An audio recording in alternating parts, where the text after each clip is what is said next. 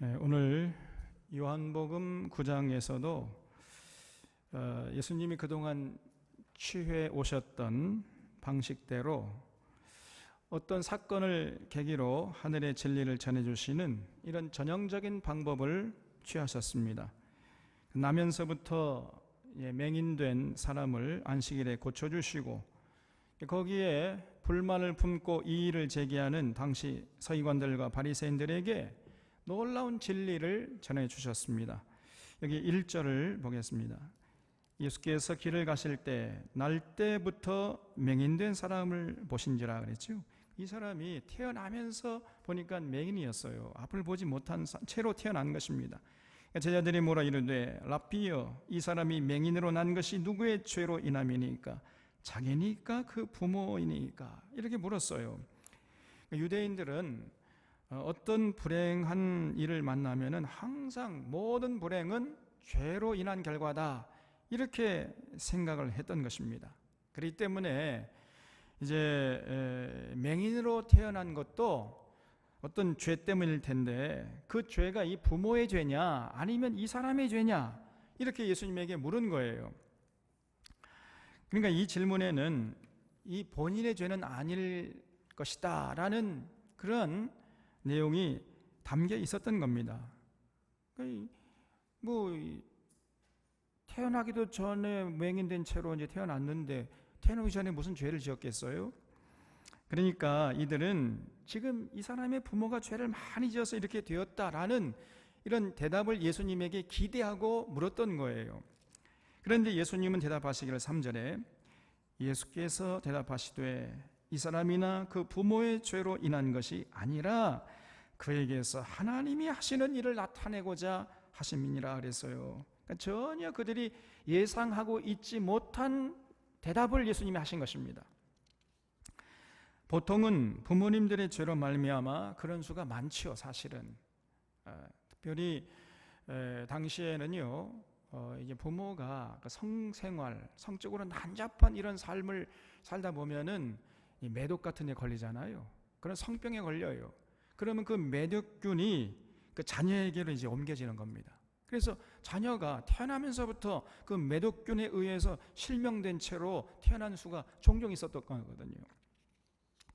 그래서 그 부모의 죄로 말미암아 이렇게 맹인될 수도 있었고, 아니면 어떤 환경적인 요인으로 그럴 수도 있지만은 지금 이 사람의 경우는 그런 경우가 아니라는 거예요. 이 사람을 통해서 하나님이 하시는 일을 나타내시려고 이렇게 됐다는 겁니다.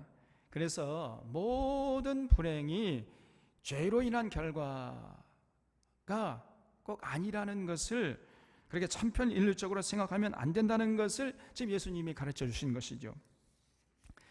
그러니까 이 당시 유대인들은요, 어떤 불행한 일을 당한 사람을 보면은요, 함께 아파하거나 같이 그 어려움을 나눌 생각을 전혀 하지 않고, 이 사람이 지금 무슨 죄를 지어서 이렇게 되었지?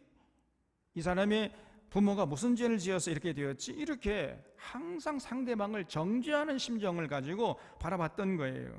지금 예수님께서 그런 사고방식이 잘못되었다, 그걸 지금 지적하고 계시는 것입니다. 지금 이 시각장애인은 날 때부터 보지 못한 채 이렇게 태어났다고 했잖아요. 그런 사람을 보면서 저 사람의 죄 때문인지 아니면 그 부모 죄 때문인지, 여러분 이렇게 말하니요, 그 말을 듣는 그 당사자는 얼마나 민망하겠어요. 얼마나 부끄럽게 했습니까, 여러분? 아마 쥐구멍이 있으면 그냥 그 쥐구멍에도 들어가고 싶은 심정이지 않았겠습니까? 이거는 사실은 어떤 면에서 말폭력이죠. 지금 불행을 당한 사람을 더욱 불행의 늪으로 밀어 넣고 있잖아요.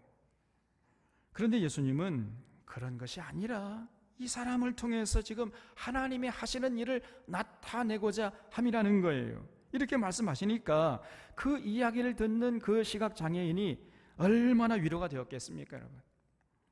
그동안 이웃에게 받았던 서러움이 순식간에 사라지고 큰 위로와 희망과 어떤 자부심을 맛보지 않았겠습니까? 그러니까 이 예수님의 이 말씀 안에는 언제나 참 이웃을 따스하게 그리고 항상 이해하고 품어주려고 하는 긍휼과 자비로운 마음이 듬뿍 담겨 있다는 그런 예수님의 마음과 시각이 그 예수님의 말씀 속에 녹아 있다는 것을 우리가 느낄 수 있잖아요. 이런 분이 예수님이셨던 것입니다, 여러분. 얼마나 그 인격이 훌륭하신 분이시냐 그 말이에요. 6절에 이 말씀을 하시고 땅에 침을 뱉어 진흙을 이겨 그의 눈에 바르시고 이르시되 실로암 못에 가서 씻으라 하시니 실로암은 번역하면 보냄을 받았다는 뜻이라. 이에 가서 씻고 밝은 눈으로 왔더라 그랬어요. 예수님이 갑자기 이제 땅에 침을 뱉어요. 땅에 침을 뱉어가지고 진흙을 이겼습니다. 그래서 그 시각 장애인의 눈에 바른 다음에 실로암 못에 가서 씻으라 이렇게 이제 말씀을 하셨어요. 여러분, 진흙을 이기는데 물을 떠가지고 진흙을 이기는 게 아니라 침을 뱉어서 진흙을 이겼으니 그 진흙의 양이 별로 되지 않았겠지요. 눈에 뭐 조금 이렇게 바를 만큼의 진흙이 필요했으니까 물을 또 올 필요도 없었고 또 물도 뭐 없으니까 예수님이 그냥 침을 뱉어가지고 진흙을 이겨가지고 발랐던 거예요. 그러니까 이긴 진흙의 양이 별로 많지 않았다는 것입니다, 여러분. 그게 굉장히 중요한 포인트예요. 지금 시멘트 이기듯이 집을 지으려고 시멘트 양을 부은 것처럼 이렇게 많은 양을 이긴 게 아니라 침을 뱉어서 진흙을 이길 정도였다는 거예요. 이렇게 이제 진흙을 바른 후에 실로암 못에 가서 씻으라고 했는데 실로암이라는 말은 보냄을 받았다라는 뜻이라고 해석까지 자세하게 해놨어요. 원래 이 예루살렘이라는 성 안에는요 물 근원이 없습니다. 샘이 없어요. 그래서 만약에 적군에게 포위되면 어떻게 돼요? 물이 다 떨어지는 거지요. 그래서 이제 성 밖에 있는 그 기드론 그 수원지 그 샘 근원에서부터 그 예루살렘 성 안으로 물을 끌어들이는 이런 수로를 만들었어요. 그래서 그 예루살렘 성벽 안으로 물을 보내려고 했는데 이렇게 최종적으로 성 밖에 있는 기드론 샘물 근원지에서 이제 물이 보냄을 받아가지고 도착하는 그 최종적인 그곳이 바로 실로암 못이었던 거예요. 그러면 어떻게 보냈는가 물을? 그 기드론 계곡에 있는 수원지에서 실로암 못까지 물을 보내는 수로를 이 사람들이 만들었어요. 근데 거기 저도 가봤는데요. 거기 가보면은요 전부 다 암벽을 뚫어가지고 만들었습니다. 암벽을. 여러분 좀 놀라주세요. 그 옛날에 다이아마이트도 없었을 텐데 어떻게 그런 수로를 뚫었을까? 가보면 기가 막힙니다, 여러분. 그 수로를 히스기야 왕 때 파가지고 그 수로를 히스기야 터널이라고 부르고 있어요. 저도 거기 가봤는데 암석 사이로 한 사람이 저 겨우 통과할 수 있는 이 좁은 길을 따라서 한 1km 정도 가게 되면 바로 거기 실로암 못이 나오는 겁니다. 예수님이 바로 그 실로암 못에 가서 씻으라고 해서 씻었더니 놀랍게도 이 맹인의 눈이 씻은 듯이 나와가지고 시력이 회복돼요. 볼 수 있게 된 것입니다. 그러니 얼마나 기뻤겠어요. 태어나서 한 번도 광명한 세상을 보지 못하다가 밝은 광명천지를 마음껏 보게 되었으니까요. 이 사람이요 마치 천국에 온 기분이 되지 않았겠습니까? 그런데 이때부터 이 사람에게 시련이 닥쳐오기 시작한 거예요. 마침 예수님이 그 시각장애인을 고쳐주신 날이 안식이었기 때문입니다. 그래서 이 안식일에 예수님이 그 시각장애인을 고쳐주시는 걸 보고 이 당시에 바리새인들이 아주 분개한 거예요. 그냥 이것을 문제 삼고 나선 것입니다. 14절에 보면은 예수께서 진흙을 이겨 눈을 뜨게 하신 날이 안식일이라 그랬어요. 해필이면은. 그러니까 예수님은 꼭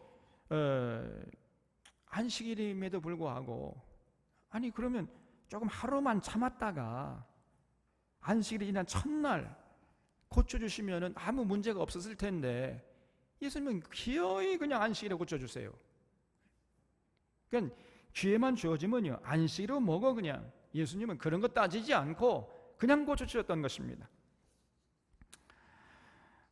아무리 사람들이 문제를 삼는다 할지라도 예수님은 조금도 주저하지 않으시고 그냥 고쳐주셨어요.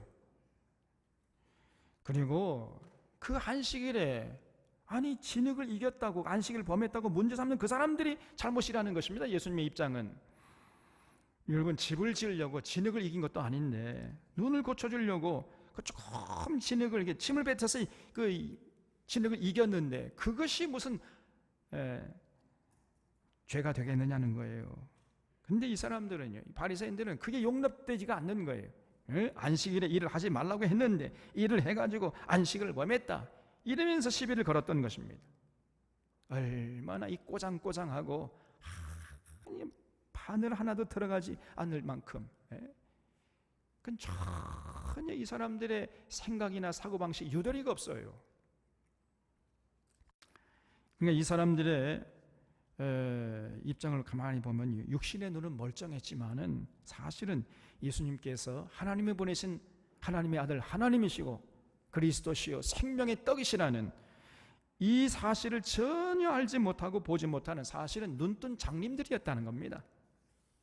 그래서 15절에 그러므로 바리새인들도 그가 어떻게 보게 되었는지를 물으니 이르되 그 사람이 진흙을 내 눈에 바르매 내가 씻고 보나이다 하니, 바리새인 중에 어떤 사람이 말하되 이 사람이 안식일을 지키지 아니하니 하나님께로부터 온 자가 아니라, 이렇게 함부로 예수님을 정죄해버려요. 근데 어떤 사람은 말하되 죄인으로서 어떻게 이러한 표적을 행했느냐 하면서 이제 그 예수님 가만 보니까 진짜 하나님 보내신 메시아가 아니야?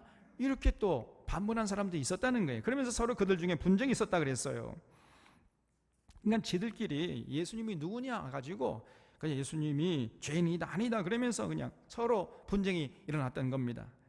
그러다 보니까 이 사람들이 안 되겠다 해가지고 17절에 보면 이에 맹인되었던 자에게 다시 물어요.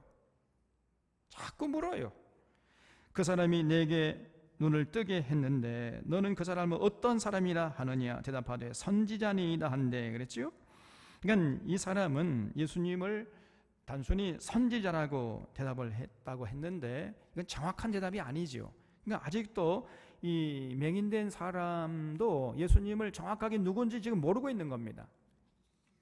그런데 이 대답을 들은 유대인들이 18절에 유대인들이 그가 맹인으로 있다가 보게 된 것을 아예 이제 믿지를 않았어요. 그리고 그 부모를 불러 묻되 이는 너희 말에 맹인으로 났다는 너희 아들이냐? 그러면 지금은 어떻게 해서 보느냐? 자꾸 의심하며 자꾸 묻습니다.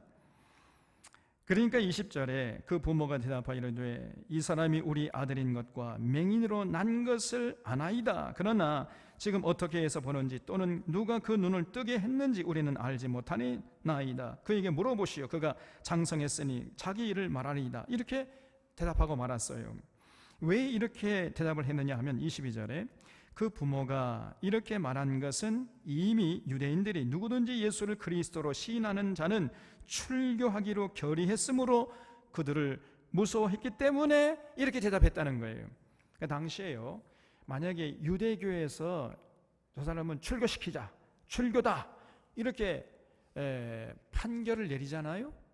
그러면 그 출교당한 사람은 돌로 쳐 죽여도 살인죄가 성립되지 않습니다. 그러니까 출교당했다는 것은 뭘 의미했냐면요, 사형 판결을 받았다는 것을 의미하는 거예요. 그러니까 이 유대교 지도자들이요, 굉장한 막강한 어떤 권세를 가지고 있었던 겁니다. 그것이 두려워가지고 이 맹인된 사람의 부모가 이렇게 대충 저 아들이 장성했으니까 그에게 물어보시오. 이렇게 이제 대답하고 마는 거죠. 대답을 회피한 것이죠. 24절에 이에 그들이 맹인이었던 사람을 두 번째 불러서 또 묻습니다. 너는 하나님께 영광을 돌리라. 우리는 이 사람이 죄인인 줄 아노라. 그러면서 윽박을 질러요. 너 똑바로 말해. 너 이거사. 저 예수라는 저 작자는 저건 죄인이야. 죄인. 네가 지금 저 죄인을 좋게 말하는데 너 그러면 하나님께 영광을 돌리지 않는 거야. 너 알아서 해. 이러면서 이제 겁박을 준 거지요. 그러니까 이 시각장애인이 25절에서 대답하되 그가 죄인인지 내가 알지 못하나 한 가지 아는 것은 내가 맹인으로 있다가 지금 보는 그것이니이다. 그래서 이렇게 아주 지혜롭게 대답을 했어요. 그러니까 26절에 그들이 이르되 그 사람이 너에게 무엇을 했느냐? 어떻게 너의 눈을 뜨게 했느냐? 아무리 대답을 해도 자꾸 물어요. 자기들이 원하는 대답이 나올 때까지 묻는 것입니다. 그러니까 일종의 이게 고문이죠, 고문. 여러분 고문 받아보셨어요? 또 고문 안 받아보셨구만이 또. 이런 왜 고문이 됩니까? 일정한 정답을 딱 이렇게 정해놓고 그것이 나올 때까지 자꾸 묻고 잠을 안 재워요. 그냥 이게 고문이에요. 이게 무서운 고문입니다, 여러분. 간첩이 아닌데 너 간첩이다 이렇게 정해놓고는 내가 간첩입니다 그런 대답이 나올 때까지 잠을 안 재우는 거예요. 자꾸 묻는 겁니다. 그 고문이지요.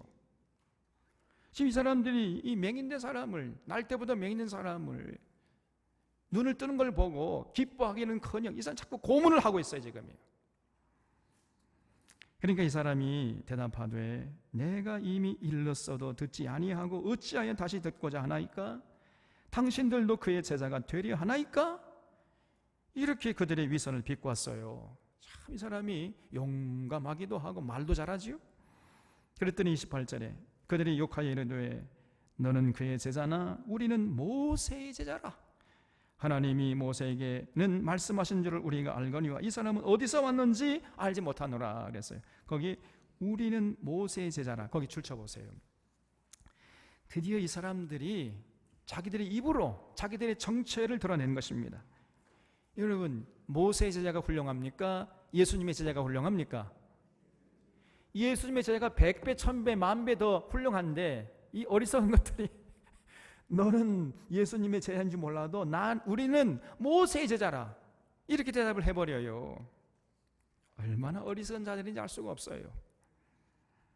그러면 이 사람들이 진짜 모세의 제자라면은 그러면 모세도 이 사람들처럼 했다는 얘기인데 과연 모세가 지금 모세의 제자라고 자처하고 있는 이 사람들의 행동처럼 그렇게 말하고 행동했을까요? 모세가 맹인된 자가 눈을 뜨는 것을 보면서 전혀 기뻐하지도 않고 축하하지도 않으면서 오히려 날 때부터 맹인된 사람을 그 눈을 뜨게 해준 예수님을 죄인이라고 정죄하는 이런 짓을 했겠습니까? 여러분 한번 생각을 해보세요. 모세는 절대로 그런 짓을 하지 않았을 것입니다. 왜 그래요?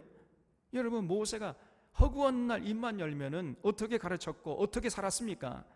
언제나 사회적인 약자들이었던 가난한 사람들, 고아나 객이나 과부 이런 사람들을 더불어 살아라 이렇게 가르치고 그렇게 실제적으로 실천하지 않았습니까? 모세는 평생 그렇게 살았거든요. 그러니까 여러분 절대로 모세가 지금 모세의 제자라고 자처하고 있는 이 사람들처럼 말하고 행동하지 않았을 것입니다, 여러분. 그러니까 결국은요, 이 사람들이 자기들의 입으로는 모세의 제자라고 말을 하고 있지만 실제는 모세의 제자였어요, 아니었어요? 모세의 제자가 아니었습니다. 이 사람들이 자기들이 모세의 제자라고 착각하고 있을 뿐이었지 실제는 모세의 제자가 아니었어요. 그저 자기들의 잘못된 확신에 갇혀있는 눈뜬 장님에 불과했던 것입니다. 우리는 이들의 행동을 보면서 누가 진짜 맹인인지 알게 되는 거예요. 바로 성경이 그걸 우리에게 지금 전하고자 하는 아주 굉장히 주된 메시지였던 것입니다. 하나님이 보내신 생명의 떡이신 예수님을 전혀 알아보지 못하고 전혀 이웃의 아픔에 대해서 느끼지 못하고 함부로 남을 판단해버리고 정죄해버리는 당시 바리새인들과 유대인들이야말로 진정한 맹인들이라는 것을 지금 성경은 우리에게 보여주고 있잖아요. 여러분 우리는 모세의 제자라라는 이 간단한 말 속에 바리새인들을 눈뜬 맹인이 되게 한 요인이 숨어 있는 것입니다. 여러분 우리는 모세의 제자라 이런 말 속에는요 우리는 모세가 전해준 율법을 목숨 걸고 지키라는 자들이다 이런 의미가 담겨 있잖아요. 그러면 과연 이 사람들이 정말로 모세가 전해준 그 율법을 조금도 변질시키지 않고 그대로 제대로 지켰을까요? 그런 지키는 사람들이었을까요? 아닙니다. 절대로 아니에요.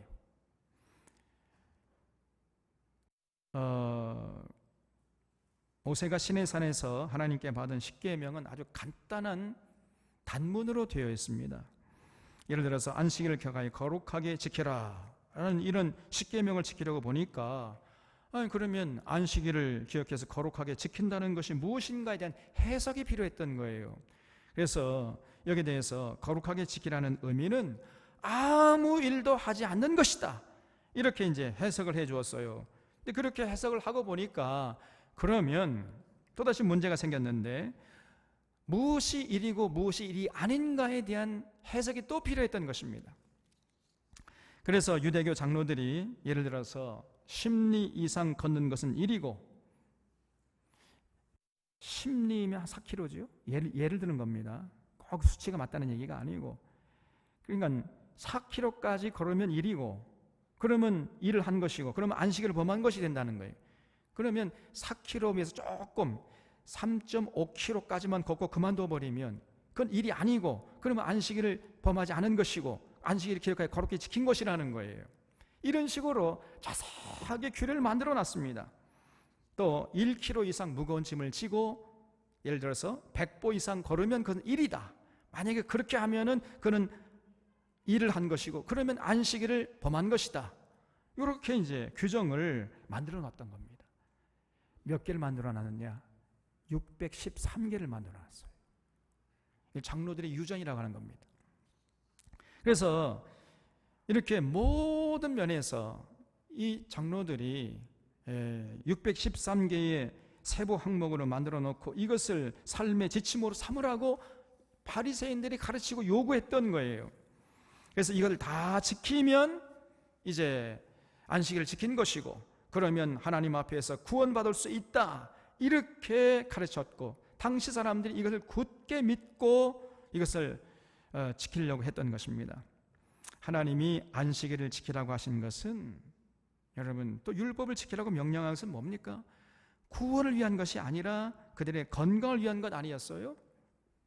근데 당시 장로들은 이 율법에 주신 목적을 구원을 위한 것이라고 이렇게 변질을 시켜버린 것입니다. 그러니까 사실은 저 사람들은요, 입술로는 모세의 제자라고 했지만은 엄밀히 따지면 모세 제자가 아니라 그냥 장로들의 제자들이었어요. 장로들, 유대교의 제자들이었지 모세의 제자들이 아니었습니다. 그렇기 때문에 이들의 모든 관심은 안식일을 범하지 않는 것이었어요. 그래서 이웃집 아이가 안식일날 우물에 빠져서 죽어가도, 그저 그냥 해부적거리면서 죽어가도 그걸 보고서도요, 건져줄 생각을 못했어요. 아니, 건져주면 안 됐습니다. 만약에 그러면 그 일을 한 것이고, 그러면 안식일을 범한 것이고, 그러면 나는 구원받지 못한다, 하나님께 버림받는다, 이런 생각으로 가득 차 있었던 것입니다. 하나님께서 안식일을 지키라고 하신 뜻은 우리로 하여금 생명을 더욱 풍성히 누리게 하기 위함인데, 이 사람들은 오히려 안식일을 지키면 지킬수록 생명이 시들어가는 이런 정반대의 현상이 일어났던 거예요. 그래서 여러분, 이 종교가 타락하면요, 이렇게 무서운 결과를 낳게 되는 것입니다. 그러니까 30절에 그 사람이 대답하여 이르되 이상하다, 이 사람이 내 눈을 뜨게 하였으되 당신들은 그가 어디서 왔는지 알지 못하는도다. 하나님이 죄인의 말을 듣지 아니하시고 경건하여 그의 뜻대로 행하는 자의 말을 들으시는 줄을 우리가 아나이다. 창세 이후로 맹인으로 난 자의 눈을 뜨게 했다 함을 듣지 못하였으니 이 사람이 하나님께로부터 오지 아니했으면 아무 일도 할 수 없으리이다. 그랬어요. 이 맹인된 사람이요, 당시 바리새인들이나 서기관들보다 훨씬 보는 눈이 있잖아요. 과연 누가 하나님 앞에서 맹인이냐는 겁니다. 지금 이 사람이요, 얼마나 지혜롭습니까? 그러니까 이 34절에 그들이 대답하이르되 네가 온전히 죄 가운데서 나서 우리를 가르치려느냐 하고 이에 쫓아내어 보내니라 그랬어요. 지금 이 시각장애인의 말이 다 맞잖아요. 그러니까 이 바리새인들이요, 말이 논리가 딸리니까 아주 기분이 나빠져가지고, 니놈이 말이야, 부모 죄 때문에 맹인으로 태어난 주제에 우리를 가르치려고 그래? 그러면서 쫓아버린 거예요. 그냥. 얼마나 어리석고 무자비한 자들입니까, 이 사람들이. 이런 사람들이 당시에 종교 지도자들이었어요. 35절에 예수께서 그들이 그 사람을 쫓아냈다 하는 말을 들으셨더니 그를 만나서 이르시되 네가 인자를 믿느냐 이렇게 물었어요. 그랬더니 이 사람이 대답하여 이르되 주여 그가 누구시오니까 내가 믿고자 하나이다 이렇게 대답했습니다. 이 사람은요, 예수님 말씀하시면 아주 잘 귀담아 듣고 아주 긍정적으로 항상 긍정적인 자세를 잃지 않고 제가 그래도 믿고 싶습니다 이렇게 대답을 했어요. 왜 믿으려고 했겠어요? 며칠 전에 예수님 말씀을 듣고 그저 실로암못에 가서 씻었더니 눈이 떴잖아요. 한번 재미 봤잖아요. 그러니까 예수님 말씀에 신뢰가 갔다는 것입니다. 그래서 예수님께서 인자를 믿느냐 하니까 주여 그가 누구시오니까 제가 믿고자 하나이다 이렇게 대답을 한 것이죠. 거기 인자를 믿느냐 거기 줄 쳐보세요. 여러분 이 당시 사람들에게 인자의 개념이 널리 퍼져 있었어요. 인자라는 개념을 아는 것이 굉장히 중요한 것입니다. 그래서 당시 사람들은요, 인자 그러면은 어떤 사람으로 인식을 하고 있었냐면은 하나님이 보내신 메시아, 하나님의 아들 하나님이다 이렇게 알고 믿고 있었던 거예요. 성경에서 인자라는 단어가 처음으로 나오는 것이 바로 다니엘서입니다. 이 다니엘서 7장 13절에 보면요, 이런 기록이 나와요. 내가 또 밤 환상 중에 보니 인자 같은 이가 하늘 구름을 타고 와서 옛적부터 항상 계신 이에게 나아갔다는 거예요. 그러니까 인자가 누구냐? 하늘 구름을 타고 와가지고 옛적부터 항상 계신 이, 그럼 누구요? 여호와 하나님 보좌 앞에 나간 거지요. 그 앞으로 나아가 인도됨에 그에게 권세와 영광과 나라를 주고 모든 백성과 나라들과 다른 언어를 말하는 모든 자들이 그를 섬기게 했으니 그의 권세는 소멸되지 아니하는 영원한 권세요 그의 나라는 멸망하지 아니할 것이니이다 그랬어요. 그러니까요, 인자가 누구냐? 지금 다니엘이 얘기하는 인자가 누구냐면요, 하늘 구름을 타고 와가지고 하나님 보좌 앞에 나가서 하나님에게 온 세상을 다스릴 수 있는 그 권세를 얻은 자라는 겁니다. 그래서 그의 권세는 영원하고 그에게 다스리는 나라가 영원하다는 거예요. 이러한 인자의 개념을 처음으로 제시한 사람이 바로 다니엘이에요. 다니엘서 7장에 나오거든요. 그래서 이 기록이 중요한 이유는 내용도 내용이지만은 바로 이 기록을 당시 유대인들이 다 알고 있었어요. 그리고 그렇게 믿고 있었습니다. 그리고 그런 메시아를 기다리고 있었던 거예요. 그리고 더 중요한 것은 바로 예수님께서 이 다니엘서 7장에 있는 그 인자에 대한 예언을 바로 자신으로 동일시하고 계시는 거예요. 나를 위한 예언으로 지금 예수님이 받아들이셨던 것입니다. 그래서 예수님은 항상 자신을 표현할 때 인자라는 표현을 즐겨 사용하는 것을 우리가 볼 수 있어요. 인자가 그런 얘기를 많이 하셨죠. 예수님이 자신을 향해서. 그래서 지금 예수님이 다니엘서에서 예언하신 인자가 왔다 이렇게 말을 하니까 그 맹인된 사람이 그가 누군지 알려주시면 제가 그분을 믿겠습니다 이렇게 나온 거예요. 그러니까 31절에 예수께서 이르시되 내가 그를 보았거니와 지금 너와 말하는 자가 그이니라. 이렇게 내가 바로 이 구약성에서 예언한 인자야, 내가 이렇게 얘기하니까 이르되 주여 내가 믿나이다 하고 절하는지라 그랬어요. 그래서 드디어 그 맹인된 사람의 입에서 예수님을 인자로, 다시 말하면 예수님은 하나님이 보내신 하나님의 아들, 하나님이 알고 보고 믿고 그 예수님의 권세가 영원하고 그 예수님이 다스리는 나라가 영원한 것을 믿었다는 거예요, 여러분. 그러니까 이런 모습을 보시고 예수님이 정말로 중요한 말씀을 했어요. 39절에 예수께서 이르시되 내가 심판하러 이 세상에 왔으니 보지 못하는 자들은 보게 하고 보는 자들은 맹인이 되게 하려 함이라 하시니 그랬죠. 예수님께서요, 우리가 이제 요한복음 3장에서 봤잖아요. 인자가 온 것은 뭐 때문에 왔다 그래요? 왔다고 그랬죠. 세상을 심판하러 온 것이 아니라 세상을 구원하려고 왔다 이렇게 말씀했잖아요. 그런데 지금 여기서는 내가 세상을 심판하러 왔노라 이렇게 말씀하셨어요. 그러니까 지금 예수 말씀을 종합해 보면 어떤 사람은 구원하시고 어떤 사람은 심판하러 오셨다는 이런 말씀이 되지 않겠습니까? 자, 그러면 누구를 구원하고 누구를 심판하러 오신 것이겠어요? 여러분, 이게 중요합니다. 예수님을 인자로 믿고 고백하는 자들, 다시 말해서 예수님을 하나님의 아들 하나님으로 믿고 하늘에서 내려오신 생명의 떡으로 믿고 우리를 통치하신 그리스도로 믿고 그분의 가르침을 따라 살려고 하는 이런 자들은 구원하고, 그렇지 않은 자들은 심판하러 오셨다는 거예요.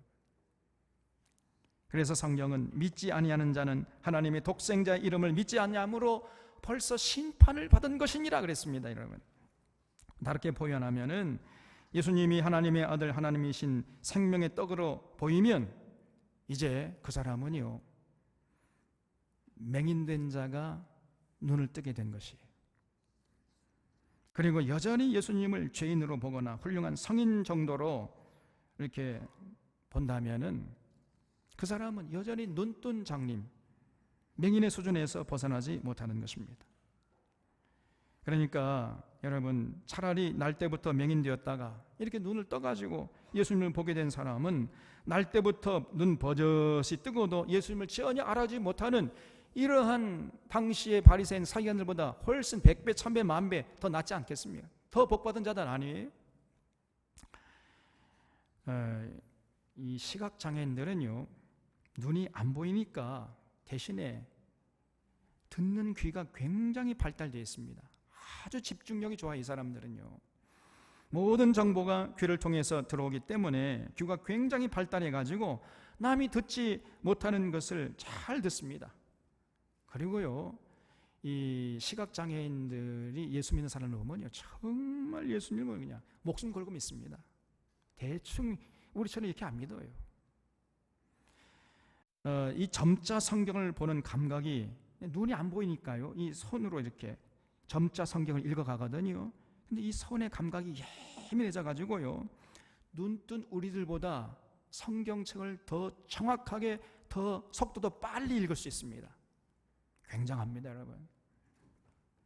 아주 세밀하게 보고 듣는 것을 잘해요. 엄청 집중했었기 때문에 이런 것들 굉장히 잘하는 것입니다. 한마디도 놓치지 않고 소리하지 않습니다, 이 사람들이. 제가 전에 소록도에 가본 적이 있거든요. 중원교회 있을 때도 뭐 소록도에 몇 번 가보고 했는데, 소록도에 가서 간증을 들은 적이 있습니다. 나병을 앓고 있는 사람들이 이제 부모님에게 버림받잖아요. 그러면 이제 뭐 너무 억울하고 또 창피하기도 하고 또 앞길이 막막하고, 그러니까 이제 의지할 것은 하나님밖에 없다. 그래서 성경을 읽어요. 처음에 성경을 눈으로 읽다가 이제 오래 시간이 지나면요, 병이 깊어지면은 실명이 됩니다, 여러분. 나병 환경이 무서운 거예요. 그래서 실명이 되니까 시각 장애인들처럼 이제 나중에는 손으로 점자 성경을 읽어요. 그런데 나중에 되면은요, 더 시간이 흘러가면 이 손의 감각도 무뎌지고 사라져요. 손가락이 다 떨어져 나가버립니다, 여러분. 그러면 나중에는 어떻게 읽겠습니까?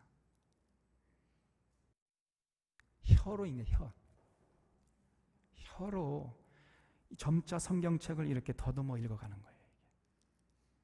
그러면 혀에 조금이라도 이게 그 침이 좀 많이 고여 있으면요, 이 조금 이렇게 점자책은 조금 볼록 오르고 내리고 이거에 대해서 이제 뜻을 알게 되는데, 이 오르고 내리고 이게 감각이 안 오니까 수건을 가지고 그 입에 괜 침을 닦아가면서 점자책을, 그러니까 성경책을 핥아가면서 읽는다는 거예요, 여러분. 그러나 나중에 이런 두려움이 엄습해요. 이 혓바닥의 감각마저 사라지면 어떡하나, 이런 두려움이 엄습하는 겁니다.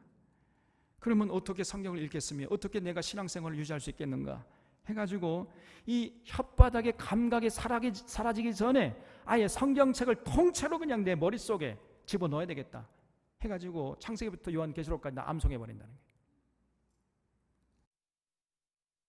그러니까요, 이 혀로 핥아가면서 점자 성경책을 읽어가면서 성경 전체를 암송하는 거예요. 그런 사람들이 많다는 거예요, 여러분. 그래서 이제 외부에서 어떤 사람이 와가지고 식사를 같이 하면은 이제 식사하기 전에 식사 기도하잖아요. 식사 기도하기 전에 요한복음 3장을 암송해 보라고 한대요. 그러면 요한복음 3장을 암송하는 사람이 누가 있겠습니까? 그러면요, 아이고 그것도 하나 암기하지 못합니까? 그러면서 그냥 이 사람들 술술 암기한다는 거예요. 그래서 혀끝에 있는 감각이 살아있을 때 성경 말씀을 완전히 다 암기하겠다고 해가지고 신구약 성경 전체를 다 암기한 사람들이 많다는 거예요. 그런 간증을 들었습니다.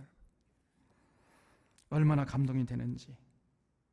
거기에 비하면요, 우리는 얼마나 나태합니까? 우리는 얼마나 부끄러운 것입니까? 그래서 우리는 육체적으로 장님이 되는 것도 바라지 않지만은 사실 두 눈 멀쩡히 뜨고서도 전혀 예수님을 알아보지 못하는 이런 눈뜬 장님들도 원치 않는 거예요. 눈뜬 장님이 되어서는 안 되지 않겠습니까, 여러분? 왜냐하면요, 이런 눈뜬 장님들은 지금 이 나면서 맹인된 사람보다 훨씬 더 불행한 자들 아니겠습니까? 지금 바리새인들이 꼭 그러했어요. 이게 40절에 바리새인 중에 예수와 함께 있는 자들이 이 말씀을 듣고 이르되 우리도 맹인인가? 이렇게 물었어요. 아주 예수님의 말씀을 고깝게 듣고 아주 냉소적으로 물은 겁니다. 그러니까 41절에 예수께서 이르시되 너희가 맹인이 되었다면 죄가 없으려니와 본다고 하니 너희 죄가 그저 있느니라 그랬어요. 그러니까 지금 예수님이 하시는 말씀이 뭐냐 하면은, 야, 내가 이렇게까지 해도 아직도 너희가 내가 누구인지 모르겠느냐? 에? 아니 이 맹인된 사람도 알아보고 있는데 두 눈 멀쩡히 뜨고서도 내가 누구인지 모르겠어? 지금 이런 뜻이었습니다. 시각장애인이 보지 못하면서도 믿어가지고 눈을 뜨는데 너희는 두 눈 멀쩡히 다 뜨고서도 아무것도 지금 보지 못하고 있지 않느냐 말이에요. 도대체 뭘 보고 있느냐? 그래서 이 사람들은 결국 인자를 보고도 믿지 않는 죄에 해당된다는 거예요.